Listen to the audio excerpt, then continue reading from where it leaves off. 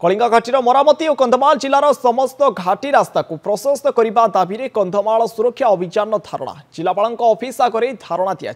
राज्यपाल उद्देश्य एक दाबीपत्र जिलापाल प्रदान कर भुवनेश्वर फुलबाणी अभिमुखे जाऊा 2 चकिया और 4 चकिया जानगुड़ी को खजुरीपड़ा माधीपुर घाटी रास्ता को प्रशस्त करने विपदपूर्ण स्थान को चिन्हट कर वैषयिक ज्ञानकौशल समाधान करने दारिंगबाड़ी सोरड़ा घाटी रास्ता को प्रशस्त करने सहित गाजलबाड़ी घाटी रास्ता को संप्रसारण करने को दाबी रखा जायछि। दीर्घ 45 दिन है कंधमाल घाटी बंद हो बर्तमान कंधमाल जिला लोक बहुत असुविधार सम्मुखीन होती जीवन जीविका पर बहुत प्रभाव पकाउछ। बर्तमान सरकार जी तत्परतार सह कार्य करने कथा से करूना से बाध्य आज आम सरकार को निवेदन करने आज उपस्थित हो बस